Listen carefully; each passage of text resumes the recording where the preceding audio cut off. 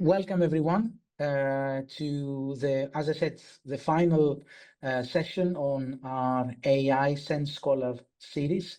It has been a very interesting journey so far.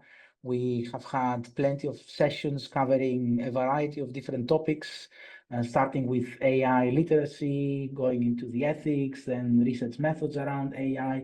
For those of you that you would like to review the sessions, are all available onto our SENSS YouTube channel, publicly available.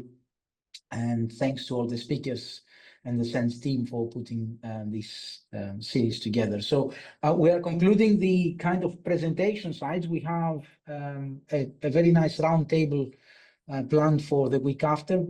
We might explore ways of recording that roundtable as well. So it does conclude the series quite nicely. It's going to happen during our annual conference taking place at Canfield. And as I said, the full series will be then available online on the YouTube channel. Today, it's a great pleasure because Harry Dyer from the University of East Anglia is not simply a presenter for us. He is also the thematic chair for one of the most interesting themes we have developed, which is the digital social sciences, a theme that has sparked a lot of discussions within academics around its nature, what it covers, what it means, digital social sciences. I'm sure, it would be quite nice to have a discussion around that. But today, Harry is with us to talk about AI and creative multimodal methods. And I think that's quite an interesting topic because, how do you combine AI with creative methods? I think it's something quite interesting. So without any further ado, I'll hand over to Harry for his presentation, and I think he will be leaving some time towards the end for questions. Thank you very much. Yeah, thanks, Frigiskos, and thank you for those of you who've made it and those of you who are watching this online later as well. It is a joy to be talking about AI and the sorts of ways in which it plays with our understanding of technology, our understanding of the social, our understanding of, in this case, methods and methodology. I've got some loose slides to keep myself on track because I do, as those who watched the last one, ramble a little bit. So I will just get those shared and then I'll start talking through some of the ideas that I've put together from this. What I'm going to do is try and discuss some of the work that I've done with my colleagues in Edinburgh and here at the University of East Anglia around creative methods and how we can engage with creative methods with AI. I also want to talk a little bit about if we should be using AI and what it means for the sorts of logics and biases we might assume or we might propagate or otherwise verify with our use of methods and methodology. So I'm going to be chatting through a lot of these ideas. Many of them are in my upcoming book, which I'll plug a little bit. It's called Researching Digital Society, an introduction that's coming out with Sage in November. But it sort of broadly as a book outlined what I hope digital methods will be and what I think we can do when we talk about technology and society. And some of that plays into the ideas of creative methods. So I'll be pulling at all of those threads a little bit today. I'm going to recap very quickly some of the ideas that I talked about in my last session. You can watch the whole thing on YouTube, on the SENSS YouTube channel. I would thoroughly recommend checking out all of the series that we've had on AI because, as Frigiskos says, I think there's so many discussions we need to continue having as researchers and continue exploring as these technologies become more and more part of our everyday lives. For me, I'm really curious about the sorts of claims of neutrality. So how AI presents itself as this seemingly neutral space free of bias because it is such a mass of data that it's drawing from to make its assumptions, and how that overwhelming body of data carries a sort of ontological authority is what I'll say here, that seems to suggest a removal of bias and what that means for us as researchers. I also talked a lot about the ways that inequality is baked into technologies, um, not just perpetuating existing inequalities, but also creating new inequalities that I think are really interesting and vital for us to explore as researchers. And it's not just about access to these technologies, but also what they do once we have them, and sorts of ways those inequalities pervade into our everyday lives. Also, I talked a lot last time about the tension between designers and users, and I think that comes to the fore very much when we're using creative methods around what it is these technologies present to us and what we as users do with them in our day-to-day lives. Um, I think what I'll do is I'll start by talking a little bit about some of the methodological background, so some of the theory and literature behind the use of creative methods, and particularly focused on the mundane, the everyday use of technologies, because this is what we tried to capture in this project. This project is by no means the only piece of work that has been done around AI and creativity. There's a ton of work coming out from arts and humanities field, but also from social sciences that we as SENSS are grounded in, talking about the sorts of creative burdens of technology or the creative implications of these technologies. I would encourage you all to continue to explore these ideas.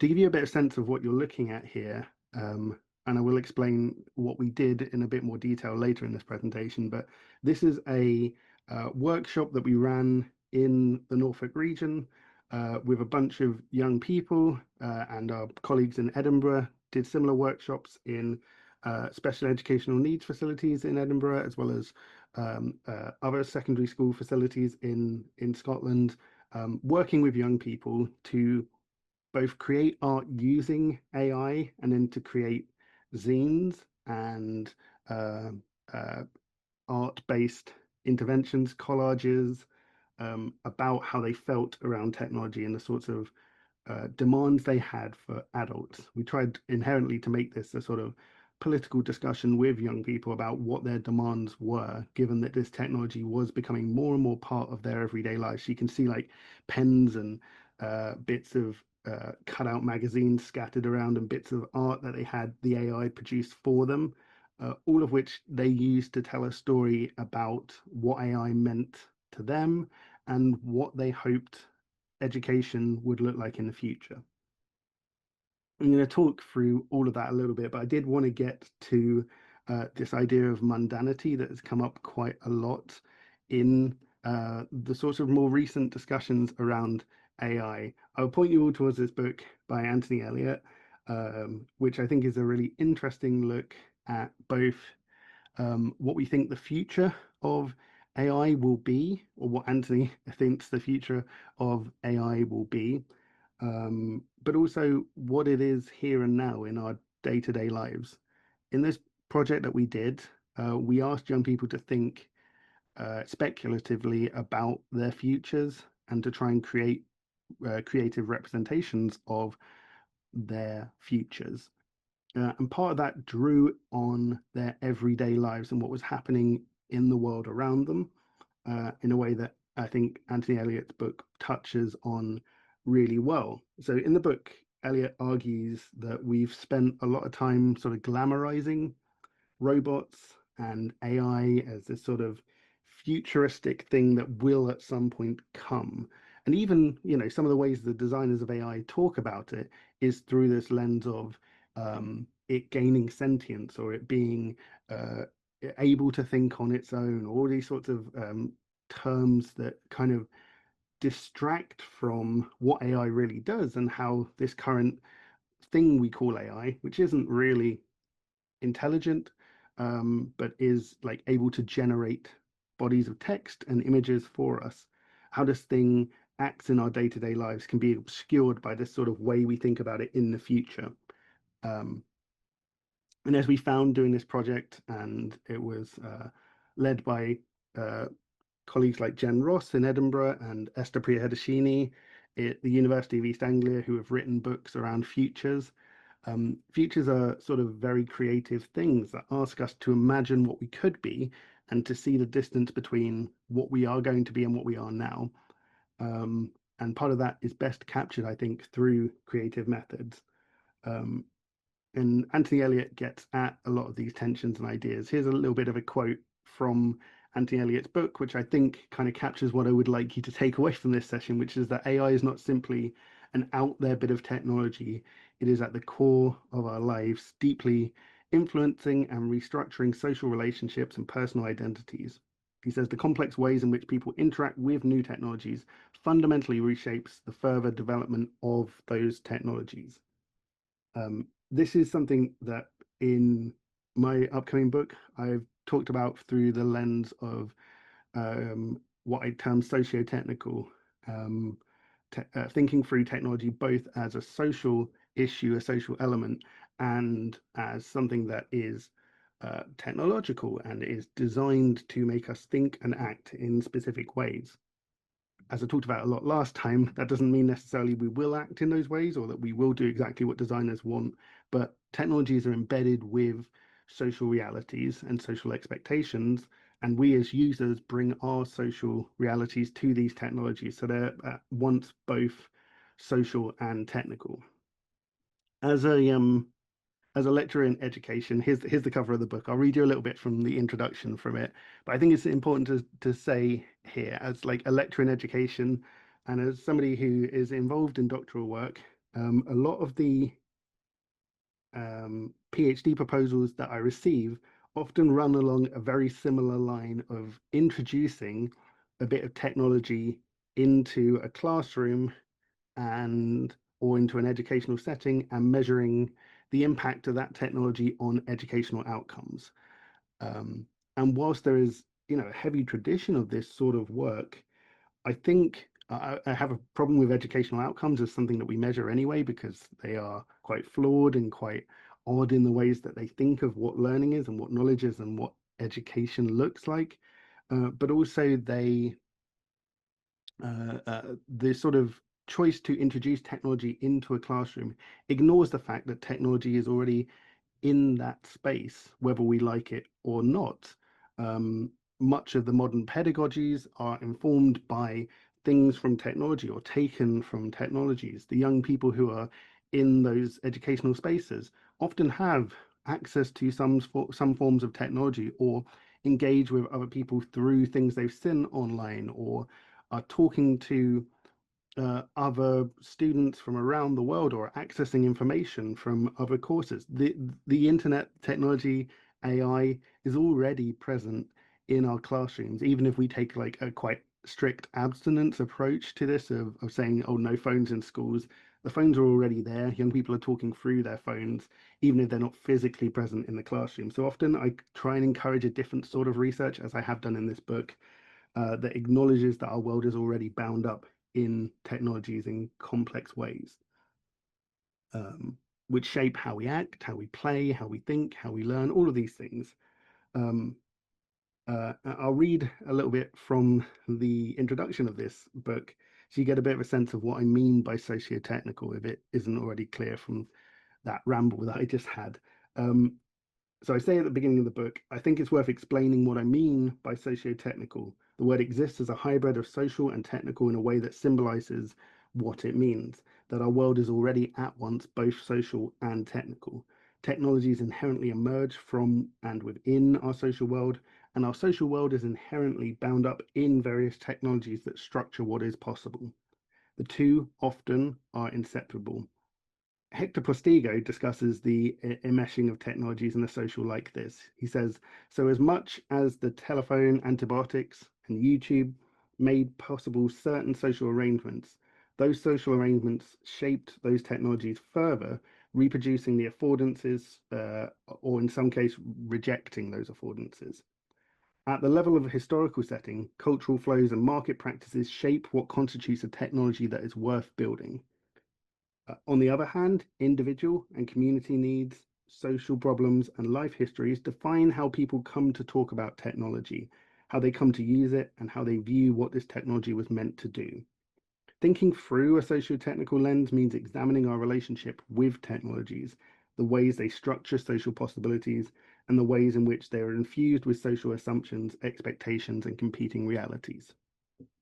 What I think is worth unpacking with this in mind, with this sort of socio-technical lens in mind, is what this means for us as researchers, and whether we, as I said earlier, whether we adopt the rhetoric of technology, the assumptions of technology, or whether we create places and spaces to resist those, or, as Hector Pasigo says, to think about what users do with technology, how their histories, how their lives impact their engagement with different bits of devices.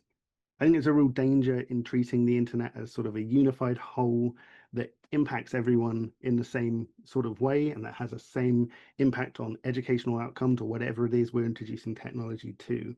Instead, I think there's a real need to treat the internet not as a fixed, independent thing from our day-to-day lives, but to look at how it is part of our everyday lives. And so that's what I try and do in this book, is to try and encourage us to think about those sort of mundane and everyday uses of technology. And that's where this project, sorry I'm zooming in and out a lot. I am happy to share the link to this presentation with everyone so you can go at your own pace a little bit. The zooming helps me move around between topics.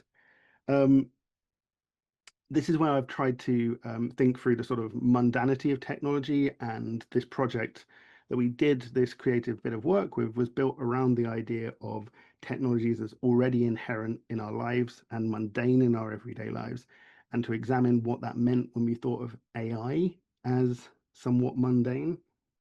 A lot of these technologies, we started with 4 workshops with young people across about a 6-week period in this time last year, basically. And we asked young people what was already happening in their lives with technology. And then we asked them to get a little bit creative with thinking about what technology might be in the future and what their demands would be right now for adults around them. So educational,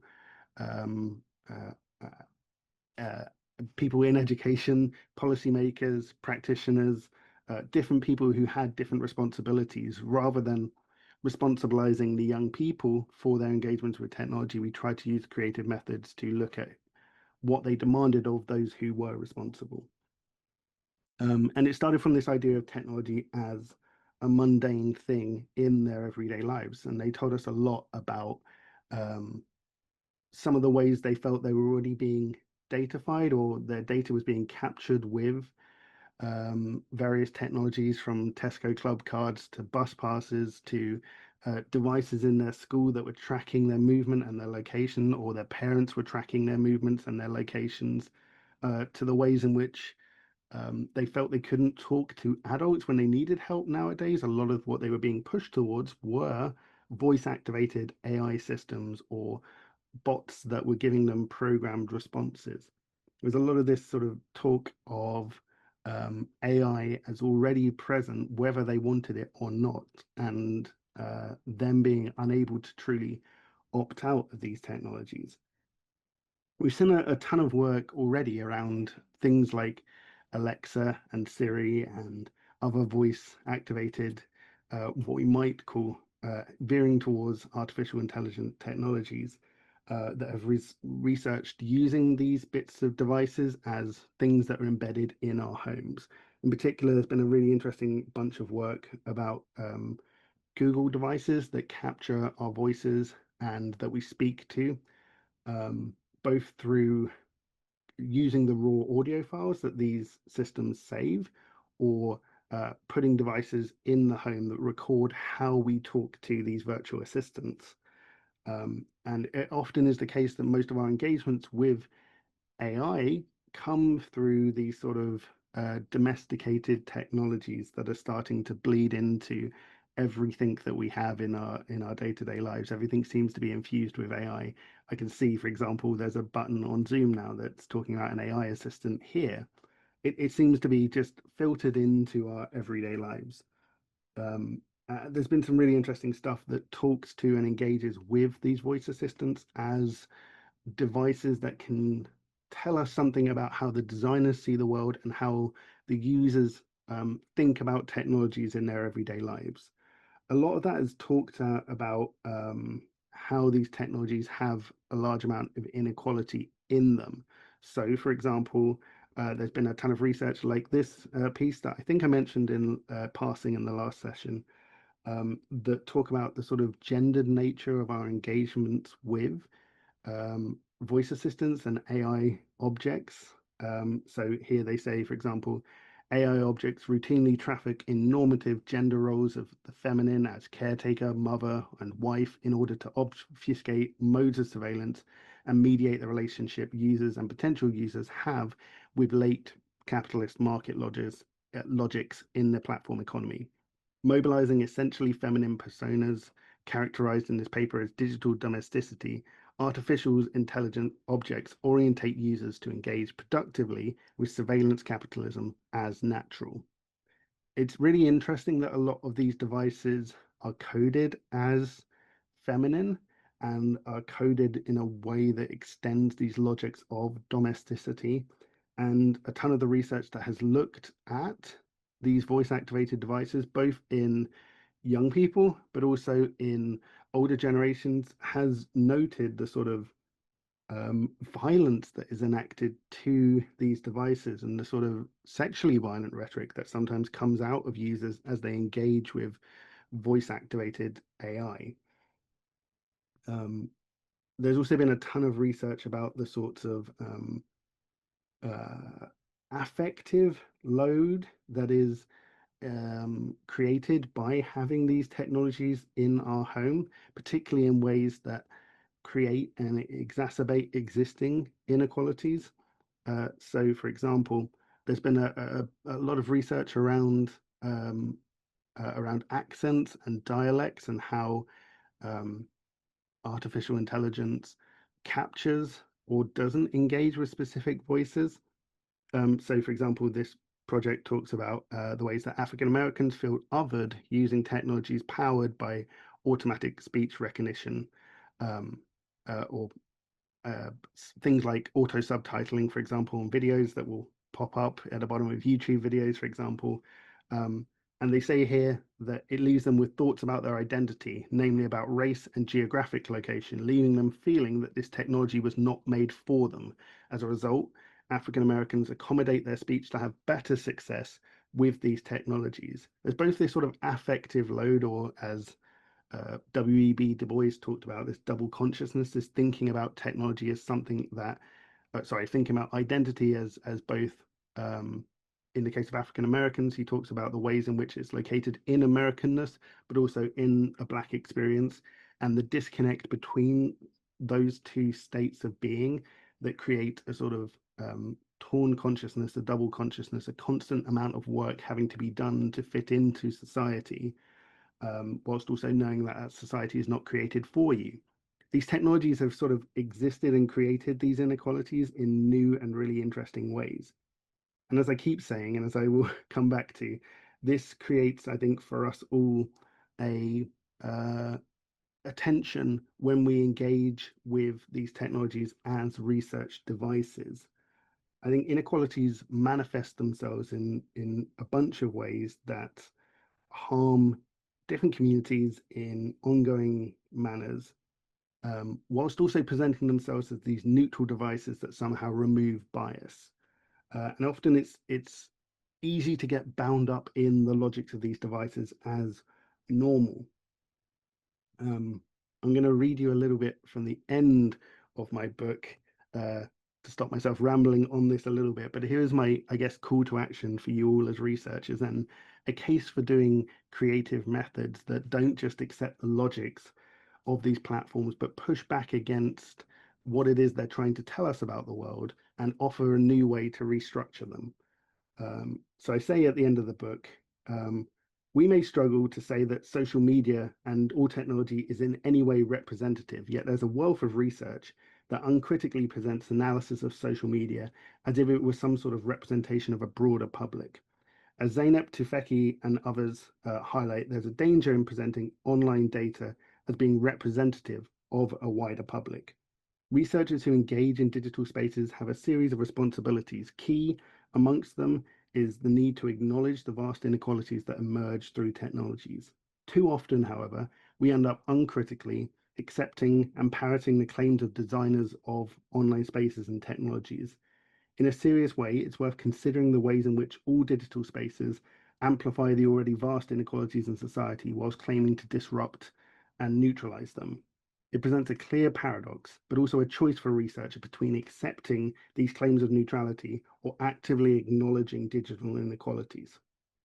And this is sort of the challenge that I would have for you all, or to, I guess, echo the words of people like Audre Lorde. The master's tools will never dismantle the master's house. We have access to these technologies, but these technologies are not a key to emancipation. They are a tool that is being used against a majority of different communities in ways that continue to impact them. I think as technologies continue to be a part of our everyday life, this sort of ongoing tension that's presented in the mundanity of technology is going to continue to be a really key thing that we need to study. And this is why I think thinking about what technologies are already present and the sorts of frustrations we have with them are really key. We did this with young people through getting them to create bits of art that they felt represented themselves in some way or represented something that they cared about. So their education or their futures or the future of humanity. And often they came up against stumbling blocks of what they wanted the art to be and what it could be for them. The case that I often go back to is with our colleagues in Edinburgh who had to be quite careful about the bits of AI they were asking young people to engage with because they were going into schools with students with profound learning difficulties, some of whom were nonverbal, and trying to get them to engage with these technologies in ways that allowed them to say something about what they were experiencing and what they were hoping for in their futures. And so they used bits of technology that was sold, bits of AI that was sold as um, helping disabled communities. But even in amongst those bits of AI, it still perpetuated inequalities in ways that they hadn't foreseen. So, for example, we had a young child who was trying to get a picture of him and his best friend. And his best friend was a young black boy.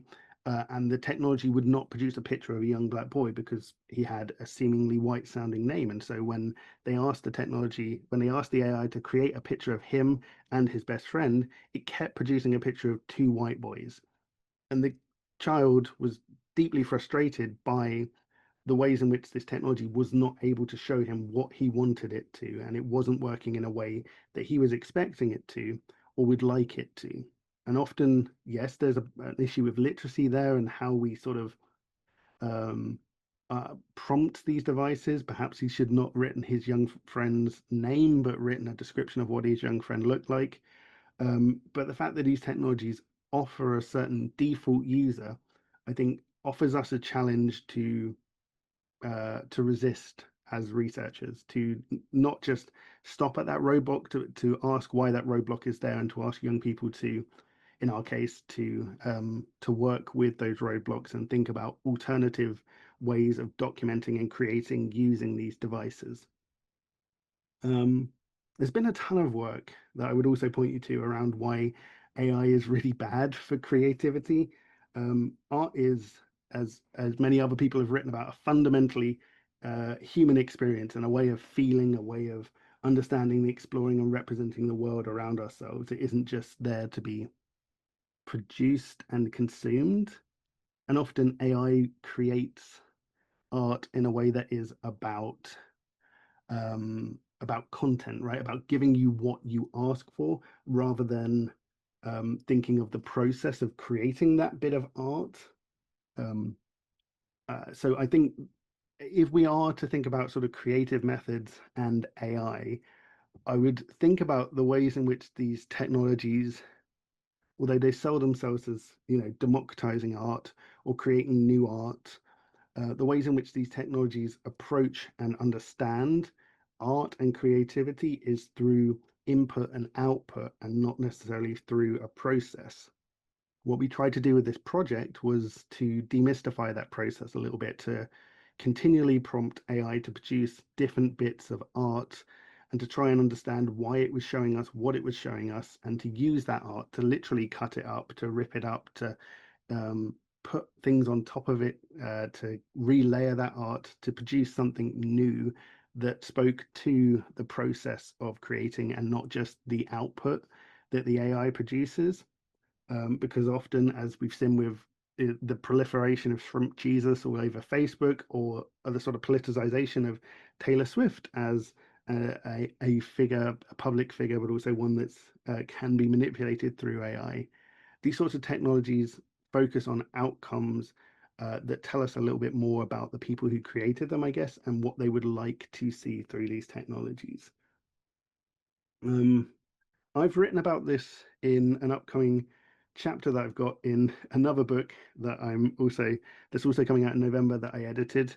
I have too many books coming out this year, but this is an edited collection around citizenship and thinking about what citizenship is in times of crisis, in ongoing wars, in pandemics, in the multitude of polycrisis that we have going on in the world. And what I tried to do in my chapter in that book is to talk a little bit about art and creativity. I won't go into too much depth here because I can see I've already been rambling for half an hour about some of the theory behind research methodology. But I would point you all towards this idea of musicking if you want to understand art and creative methods. The idea of this book is that music is not just a thing that exists as a written down notation or as a public performance, but it is something that we as audiences do. It is a verb. Audiences and performers and creators of bits of music come together collectively to create a version of that song in any given environment. So that going to see a concert performance of Tristan and Isolde by Wagner is very different to sitting at home and listening to it on an iPod. Do people still listen on iPods? No. Listen on Spotify. Like, those are both acts of musicking that embody different forms of our relationship to that art. The art stays arguably the same. The music, the notation is the same. Maybe there's some difference in timbre and in voicing and so on, but ostensibly we've got the same bit of art, but it acts in different ways in different spaces. In the book, Small defined musicking in this way. He says, musicking is an activity by means of which we bring into existence a set of relationships that model the relationships of our world.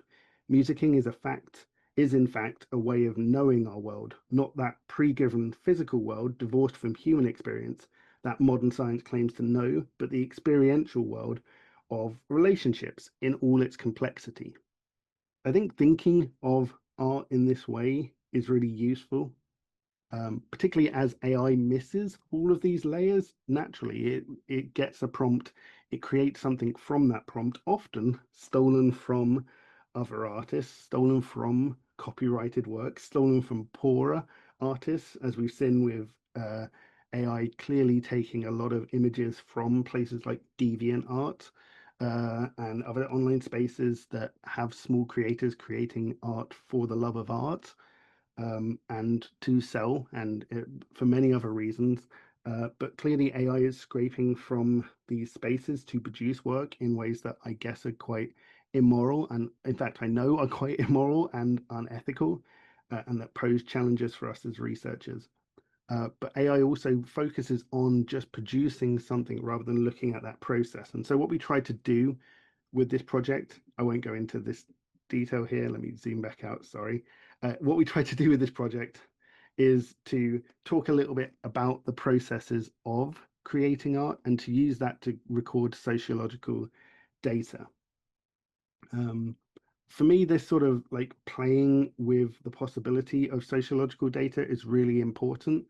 And so we did this through scattering recording devices around these tables as the young people were working with devices and bits of technology.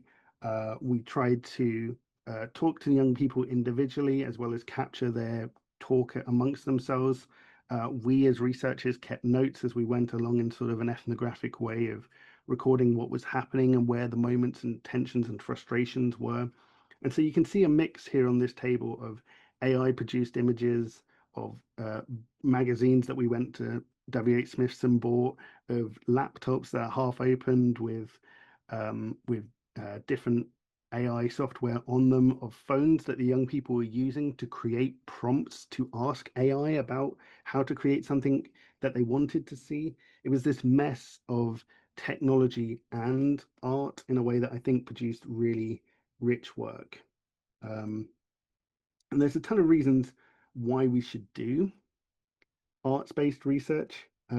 This particular project was funded through AHRC's work, but as we are here in SENSS ESRC focused, I think there is a clear need to point out the sort of sociological backbone behind what we were doing. We engaged with local artists and communities, but did so in a way that tried to bridge the gap between arts and humanities and social sciences in trying to ask these provocative sociological questions that drew on, as I talked about in my last session, the sociological imagination, how we think of the social world and how we might think of it differently. So here we try to use speculative art-based methods to gain thoughts of young people on emerging technologies and to produce recommendations for adults based on the ideas of young people. And we try to explore what it meant to be responsible with AI and if AI could be responsible, and who was, I guess, being made responsible for what happened in a classroom.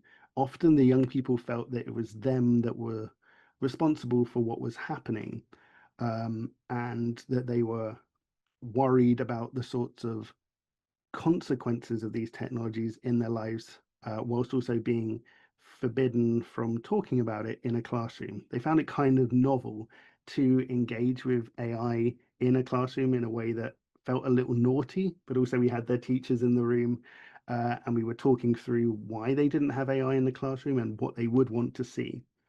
What I think is really interesting about young people and AI, just to quickly give you some of the background to some of the work that's been done up in Scotland, is that a lot of the research suggests that young people are not using it for the reasons that we worry about of, doing their homework, although 19% of young Scots from 11 to 20-year-old did suggest that they were doing that. And, we there's always questions about how accurate that measure is. But for the most part, they were having fun with it. They were using it to ask questions and even to chat to someone that they know isn't real. I had the pleasure of going up to Scotland to hear them talk, to hear the Scottish Youth Parliament talk about this survey that they did. And in particular, they talked about how they used AI to talk as a sort of therapy, to talk to people, to talk to a computer that they knew wouldn't tell them to shut up or wouldn't tell them to go away. There's something deeply sad about that, but also tells us about the burden that we place on these technologies to fix problems for us, and how there's a sort of emotional affective load that's attached to these technologies. We were aware as we went through about like the sort of intense debates about how ethical it was to use AI and what it meant to explore with these technologies. So we spent a lot of time talking to young people about what we didn't want them to put into those technologies, which is often their personal data, and information about them. And instead, we asked them to, if they were comfortable, use these devices to create images and then use those images to create bits of art. So we did this largely through this third work package with co-creation with the young people. But there's also other work out there about interviews with experts in the government, and a brilliant show we put on at Dynamic Earth for young people, which is like the Science Museum in Scotland, I guess is the way I would put it, which performs shows for young people, asking them about their thoughts of AI. But what we did in this particular work package was spent a lot of time working through speculative futures with them. And that meant doing this in a sort of creative way, to explore the ubiquity of AI in their day-to-day life, to explore their hopes and their fears, and to see what they demanded of the people in charge. We found workshops were a really good way of doing this, as I mentioned, in terms of a method, because they were kind of a free-flowing space. We had a lot of young people come into these rooms at first telling us that they didn't do art and they didn't quite understand art. But as we went along, we found that their inhibitions kind of removed themselves and that they felt free to create bits of art with the technologies and by themselves in ways that represented what they knew about these technologies. One of the best things I would point out about art-based methods is that we very quickly moved away from how AI worked, and many of the young people had a clear knowledge of how these systems worked. Instead, rather than getting these technical discussions, we got kind of a more emotional, affective look at what technologies were doing in their day-to-day lives, what they were worried about, what they were hopeful about, what they thought technology looked like, where it lived, where technology was in their everyday lives, where it would be in the classroom. We worked with local artists to sit with them for 4 weeks to create really interesting things. So here, for example, in the bottom left, you see the young people using ChatGPT to prompt Mid-Journey, Full Journey, which is a image creation AI, to try and get it to produce what they wanted to see. We also got young people playing around with VR headsets, as you can see over here on the right, to try and draw in VR at the same time. And then we printed out some of the stuff that they drew. And all of this came together in sort of this messy space that allowed them to create bits of art that challenged the people around them. I'll present you some of the themes and then I'll stop to answer any questions that you have about anything that I've rambled through today. But I guess some of the most important things that they raised were that they knew how AI worked, but through using these arts-based methods, we got to get at not just the technical definition of what was happening, but also the sorts of unknowns of AI. So they often drew it as this sort of blob or this sort of faceless entity because they couldn't necessarily see what was happening with these technologies, despite knowing how they worked. They felt that they didn't have control over them. And so it often emerged in this sort of void or this mass of both beautiful but unknowable technology.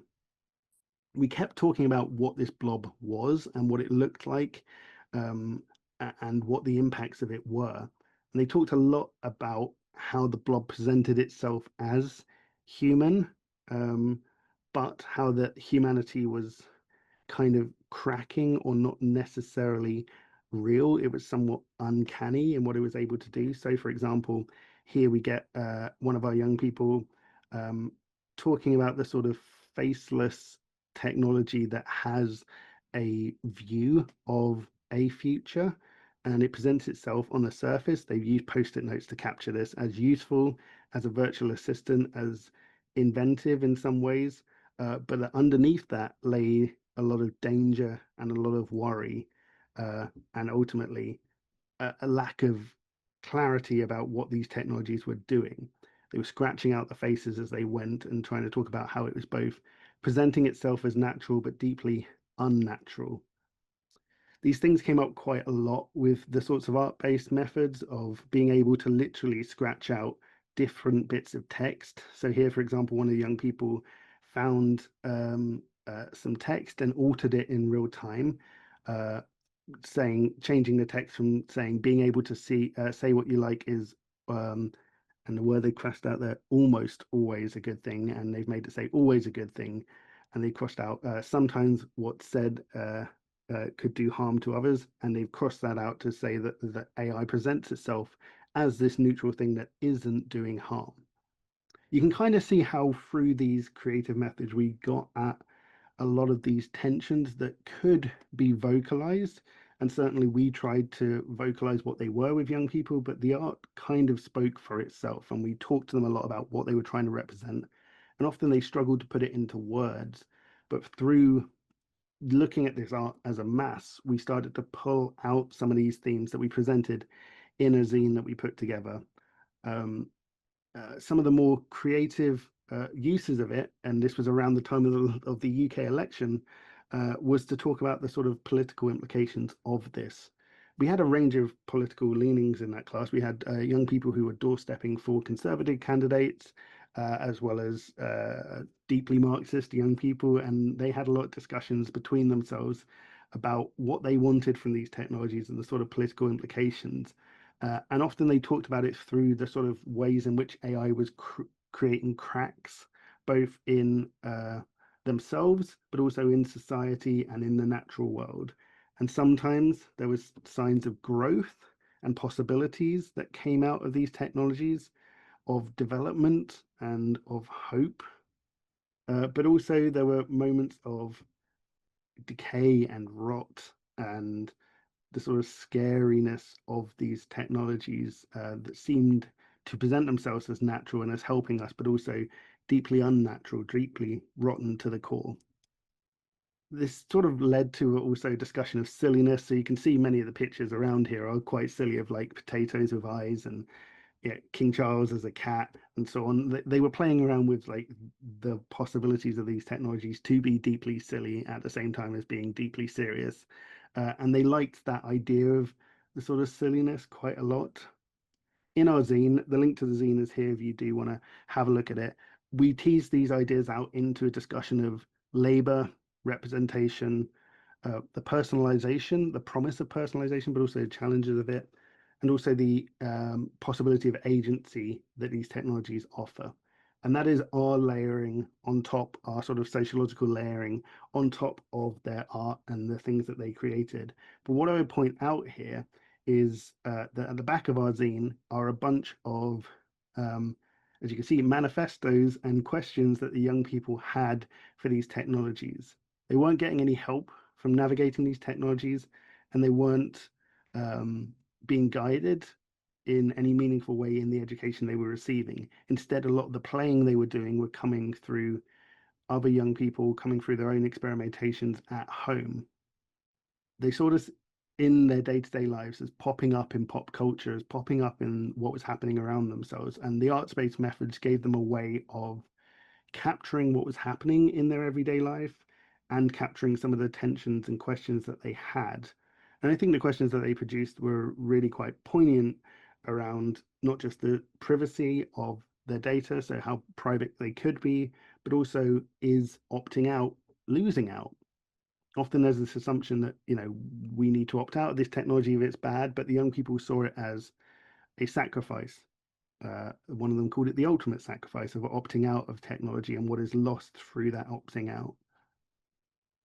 I wanted to present you a little bit more about what we found here, because it gives you some of a sense of what you're able to do with creative methods. Certainly there are ways of using AI to create art for us, but I think some of the more interesting things we can do, and what we tried to do in this project, was use the AI not just to create art, but then to ask questions about what it created, how it created, and what that meant for us in our day-to-day lives, and what that meant for young people. We're hoping to do more with these projects, and certainly we're hoping to produce some sort of methodological texts about them and what we can do with them. So I will happily share those when they come out, but that gives you a bit of a sense of our thinking behind this and the ways we were approaching this as both a place for creativity, but as a place to challenge what we're able to do and not able to do. I promised I'd be 10 minutes at the end for any discussions, and I know I've rushed past a few things there. So if there's any questions that people have, please do ask them. Otherwise, it's been genuinely lovely to talk to you about this project and some of our ideas.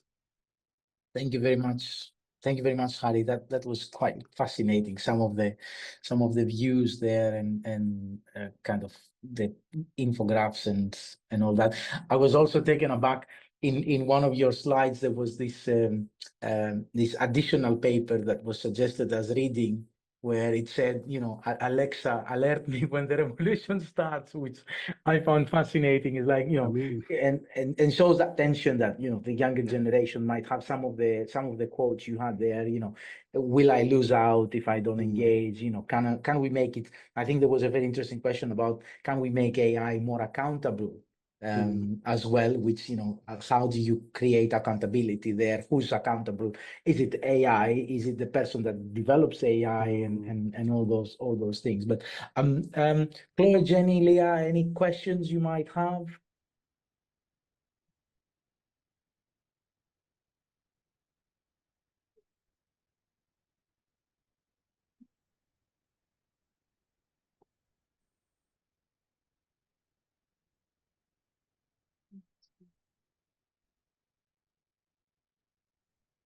Yeah, I was. Can you hear me? Yes. Yeah. I was particularly interested in the element when you were talking about how Siri is coded as feminine and framed within that domestic environment. And I mean, do you see that both as kind of reductive to our roles in the world, but also as kind of, are they using the trustworthiness of sort of the ideal of female domesticity to be kind of a carrier for these rather more challenging and disturbing affordances of AI? Exactly that. Yeah, I think it's that way of having a softness to it that under that softness carries, as you say, a really disturbing implication of what these technologies are doing and the ways they're tracking us in our everyday lives. I think, yeah, there is a real gender normativity to it. And certainly you can get different voices on these technologies, but by default, they are often feminine in a way that I think serves a purpose of softening what these technologies are doing and making them less threatening. There's been actually a ton of interesting stuff about the people who lent their voices to these AIs and how they sort of regret the ways it's been used or wielded or used without their knowledge. And yeah, I think there's a ton of research to be done in unpacking both how people engage with these technologies that has started to happen, but also what the implications are of having female coded domestic slaves in some ways to do our work for us and to outsource that labor, that emotional and affective labor, and the mental load of housework off to these devices. Yeah, you're entirely right. Yeah, Thank I think you. it's really interesting. And I think it's also that element of stereotyping there as well, that these are professions that, or roles predominantly female roles, and these are professions roles predominantly by males, which then is reinforced by the example you gave around the child that wanted to have a picture with his best friend, and they kept iterating, which is one of the things we have discussed in one of the previous sessions around ethics and AI, which is currently those models are being trained on information which is available on the internet, on the public domain, even if there are books that have been digitized and everything like that, but still when you look at the global south and the input the global south has on AI models, is almost non-existent. So there is a danger there that, and I think you could see it also in art.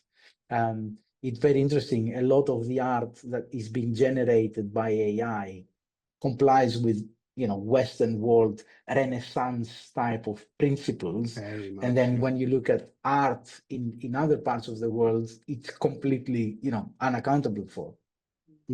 Like even so, Norfolk isn't the most culturally diverse space, let's put it that way, but even when asking it to create images of Norfolk, it lent into this sort of idyllic whiteness of Norfolk as a space that didn't represent the people in the room, and it didn't represent the diversity of ways of showing Norfolk and the art that comes out of it. And yeah, it's very Western in a lot of its logics. Yeah. Right. Any other questions from the room? Otherwise, we will conclude our session by thanking Harry for this fascinating final session to our SENSS Scholar Series on generative AI and research methods. As I said, all the sessions are available on our SENSS YouTube channel, and we will be concluding the series with a roundtable during our annual conference And we're hoping to be able to record that one as well and put it together with the rest of the material on the YouTube channel. So Harry, thank you very much for your time and your very engaging talk. And thank everyone who has attended the session today.